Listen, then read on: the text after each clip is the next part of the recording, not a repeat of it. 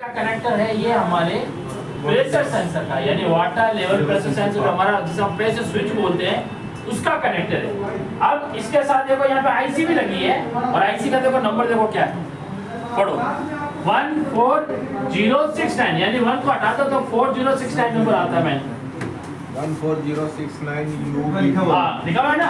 देखो ये देखो, ये प्रेशर सेंसर के पास ये देखो ये आईसी दिख रही है, HD 140